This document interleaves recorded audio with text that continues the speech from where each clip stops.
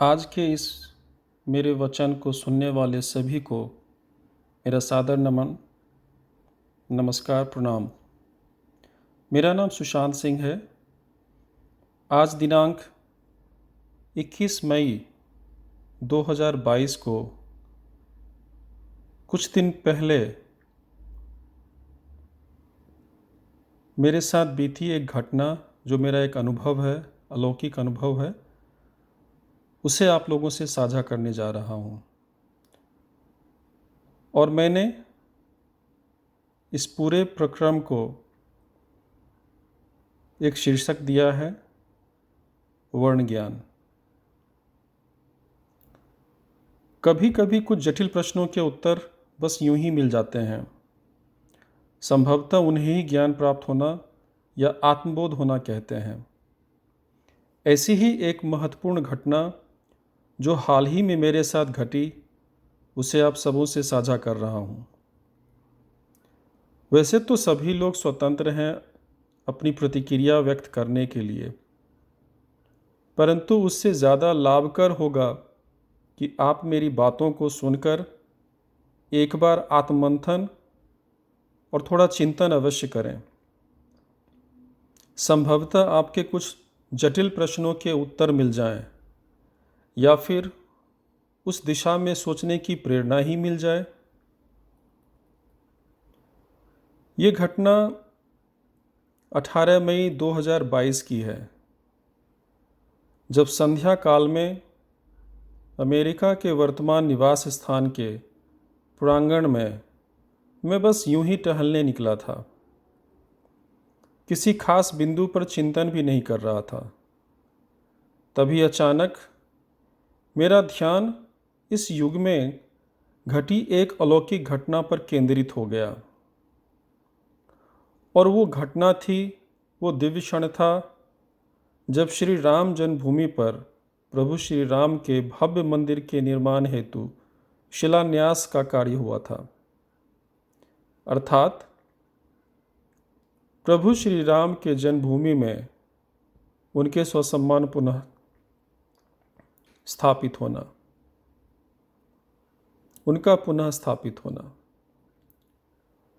मुझे नहीं पता अचानक से कैसे उस घटना विशेष पर मेरा ध्यान केंद्रित हो गया। धीरे धीरे मुझे बहुत सारी बातें निर्मल जल की तरह साफ दिखने लगी थीं, और जैसे जैसे मुझे उन बातों का बोध होता जा रहा था, मेरा शरीर सिहर उठता, मेरे रोंगटे खड़े होते जा रहे थे। पता नहीं उस अनुभव को मैं उसी तरह साझा कर पाऊंगा या नहीं, फिर भी प्रयास करता हूं। किसी भी घटना पर हमारी कुछ प्रतिक्रिया होती है, जो विभिन्न रूपों और प्रकार से हमारे व्यवहार अथवा वाणी द्वारा प्रेषित होती हैं। कभी कभी हम प्रतिक्रिया विहीन भी रहते हैं। हमारी प्रकृति, प्रवृत्ति, गुणधर्म, किसी विषय वस्तु के प्रति हमारी समझ, उसके प्रति अपेक्षा या फिर अवधारणा आदि संभवतः हमारी प्रतिक्रिया को साकार रूप देते हैं। चूंकि मानव जीवन विभिन्न पड़ावों से होते हुए मानव श्रेष्ठ बनने की एक यात्रा है, इसलिए हम ये नहीं कह सकते कि हमने एक अवस्था को प्राप्त कर लिया। हमें निरंतर गतिमान बने रहना होता है। अर्थात हम जिस अवस्था को प्राप्त करते हैं, उसे आत्मसात करते हुए अगली अवस्था को प्राप्त करने की दिशा में बढ़ना होता है। अब आइए उस ज्ञान पर जिसका मुझे बोध हुआ। सैकड़ों वर्षों के संघर्ष के बाद वर्तमान सदी के कानून व्यवस्था के अनुसार राम जन्मभूमि को श्री राम का जन्मस्थान घोषित किया गया। तदोपरांत बहुत ही श्रद्धा और सम्मान के साथ श्री राम जन्मभूमि में प्रभु श्री राम के एक भव्य मंदिर के निर्माण हेतु शिलान्यास का कार्य किया गया था। उस समय मैं अमेरिका में ही था, और मुझे एक अद्भुत अलौकिक अनुभूति हुई थी। उस वक्त मेरे मन में कुछ विचार भी आए थे। मेरी भी कुछ प्रतिक्रिया स्वतः उजागर हो गई थी।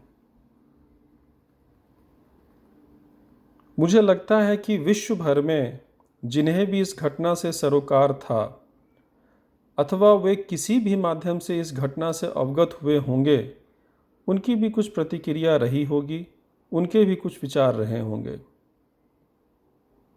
आइए अब जानें कि वो आत्मबोध क्या था। प्रथम आत्मबोध, सेवा भाव।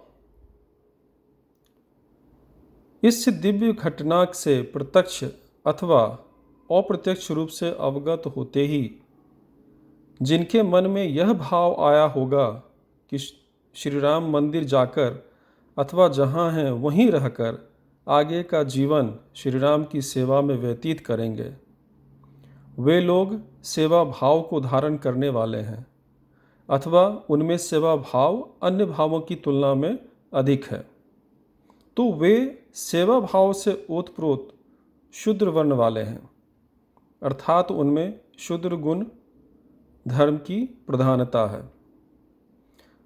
यद्यपि शूद्र वर्ण को बहुत ही निम्न स्तर का बताकर समाज में इसका बोध कराया गया है, इसलिए यह सुनने में कर्णप्रिय नहीं लगता, परंतु ऐसे लोग बहुत शांत, खुश और संतोषी होते हैं जिन्हें दूसरों की सेवा करके ही आत्मसंतुष्टि होती है।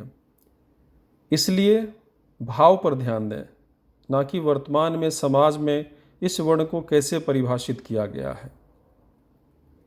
अब आते हैं दूसरे भाव पर, वैश्य भाव। इस घटना से प्रत्यक्ष अथवा अप्रत्यक्ष रूप से अवगत होते ही जिन लोगों के मन में व्यापार करने का विचार आया होगा कि कैसे प्रभु श्री राम से जुड़ी वस्तुओं और कलाकृतियों का व्यापार कर उनके जीवन के बारे में जन जन को अवगत कराएं और उनके प्रति अपने समर्पण भावों की तुष्टि कर सकें,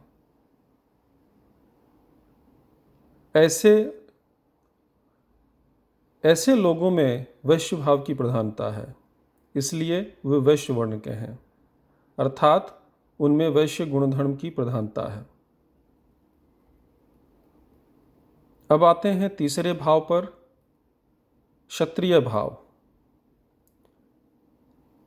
इस दिव्य घटना से प्रत्यक्ष अथवा अप्रत्यक्ष रूप से अवगत होते ही जिन्हें 500 वर्षों की लड़ाई याद आई होगी और उनके मन में शौर्य दिखाकर श्री राम के प्रति अपना प्रेम और समर्पण भाव प्रदर्शित करने की इच्छा जगी होगी, और जिन्होंने मन में ये ठाना होगा कि फिर कभी भी प्रभु श्री राम की नगरी पर कोई संकट नहीं आने देंगे, तो वैसे लोग क्षत्रिय भाव को दर्शाते हैं, इसलिए वे क्षत्रिय वर्ण के हैं, अर्थात उनमें क्षत्रिय गुणधर्म की प्रधानता है। अब आते हैं चौथे भाव पर, जिसका मुझे बोध हुआ, और वो है ब्रह्म भाव।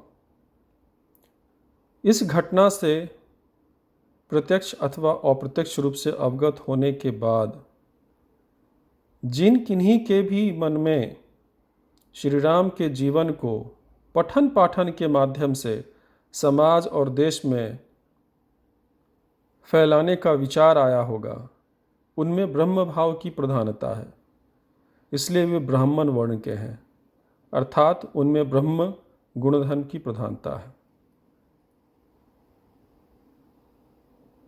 अब यदि आप इस उलझन में हैं कि इन वर्णों में श्रेष्ठ कौन है, तो बता दूं, या तो सभी श्रेष्ठ हैं अथवा कोई नहीं, क्योंकि हम मानव रूप में परम ब्रह्म के अंश हैं और हम सबों में ये सभी गुणधर्म होते हैं, परंतु मानव रूपी आकार प्राप्त करते ही हमारी प्रकृति और प्रवृत्ति किसी एक गुणधर्म को अन्य गुणधर्मों की तुलना में अधिक प्रभावी करने लगता है। वैदिक युग में गुरुकुल में हर तरह की शिक्षा मिलती थी, परंतु उस समय भी लोग अपनी रुचि, आवश्यकता अथवा किसी और प्रेरणा की वजह से अपने क्षेत्रों का चयन करते होंगे। वर्तमान में गुरुकुल व्यवस्था तो नहीं है, परंतु आज हमारे पास किसी भी कौशल को सीखने की पूरी स्वतंत्रता है। अर्थात शूद्र, वैश्य, क्षत्रिय और ब्राह्मण सब हमारे अंदर ही है। हमारी प्रकृति और प्रवृत्ति इनमें से एक गुणधर्म को प्रधान बनाती है, परंतु आवश्यकता पड़ने पर या प्रेरित होकर अथक प्रयास करके अर्थात तप करके अपने प्रकृति और प्रवृत्ति में बदलाव लाया जा सकता है। स्थिति परिस्थिति के अनुरूप या अपनी इच्छा शक्ति से कठोर तप कर हम अन्य वर्णों को भी धारण कर सकते हैं और मोक्ष की अवस्था में पहुँचते पहुँचते हम हर भावों से, गुणधर्मों से मुक्त होकर परम ब्रह्म में शामिल हो जाते हैं। यदि सरल भाषा में हम कहें तो हम ही शूद्र हैं, हम ही वैश्य, हम ही क्षत्रिय और हम ही ब्रह्म हैं। आप कुछ समय के लिए अपने जीवन की यात्रा को देखने की चेष्टा करें। आपको सारी बातें धीरे धीरे समझ में आनी शुरू हो जाएंगी। जीवन के विभिन्न पड़ावों में आपने ये सभी भावों को कभी न कभी जिया होगा। वर्तमान में मानव रूप में आप सब अपनी माता का जीवन देखें, उनमें आपको ये चारों भाव दिख जाएंगे।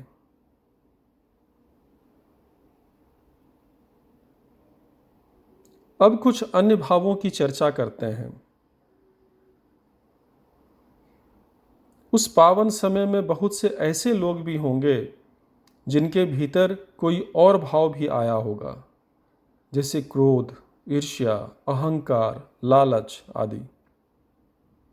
अब ऐसे मानवों में आसुरी गुणधर्म की मात्रा अत्यधिक है। ये सर्वविदित है कि ये गुणधर्म जिनमें क्रोध, ईर्ष्या, अहंकार, लालच आदि होता है, वे मनुष्य को पशुता की तरफ ले जाते हैं। हम सब जानते हैं कि मानव की प्रकृति और प्रवृत्ति कभी नहीं बदलती है, और जब वो बदलती है तो या तो आसुरी गुण धर्म की ओर अथवा मानव श्रेष्ठ बनने की ओर हमारी यात्रा शुरू होती है। अब ऐसे भाव जिनके मन में भी आए होंगे, उन्हें ये बात जानकर कुंठित या अवसाद में नहीं विलीन हो जाना है। मैं यहाँ ये कहना चाहता हूँ कि जिस अलौकिक घटना की चर्चा मैंने की, जो इस पूरे आत्मबोध का केंद्र बिंदु है, उस समय जिनके मन में भी क्रोध आया होगा, ईर्ष्या, अहंकार, लालच या कोई भी नकारात्मक ऊर्जा से प्रेरित भाव आया होगा, यदि मेरी बात सुनने के बाद उन्हें उस चीज़ का एहसास होता है, तो आपको कुंठित या अवसाद में विलीन नहीं हो जाना है। इस बात का बोध होते ही ये उचित समय है आपके लिए, उनके लिए, उन सभी लोगों के लिए कि वे ठहर जाएं और आत्ममंथन और चिंतन करें। वे अपने जीवन यात्रा की दिशा बदलकर, कठोर तप कर, सतत प्रयास कर सकारात्मक गुणधर्मों को बढ़ाने का प्रयत्न कर सकते हैं। आप सभी जानते हैं कि वर्तमान युग कलयुग का चल रहा है, जहां नकारात्मक ऊर्जा अधिक प्रभावशाली है। इस युग के बाद ऐसा युग आएगा जहां सकारात्मक ऊर्जा की प्रधानता रहेगी, और वो तभी संभव है कि शूद्र, वैश्य, क्षत्रिय और ब्राह्मण वर्ण वाले मानव आपस में सामंजस्य बिठाकर चलें और आसुरी प्रकृति, प्रवृत्ति और गुणधर्म वालों को कठोर तप के लिए प्रेरित करें और उनका मार्गदर्शन करें। आप सबों से एक निवेदन है कि ये बात आप सिर्फ अपने बारे में लेकर सोचें, क्योंकि उस पावन घड़ी में किनके मन में क्या विचार आया होगा, ये सिर्फ और सिर्फ वो इंसान ही जानता है, इसलिए आप किसी और के अनुभव की जिम्मेदारी ना लें। आपका ये आत्ममंथन और आत्मचिंतन आपको सत्य का ज्ञान कराएगा।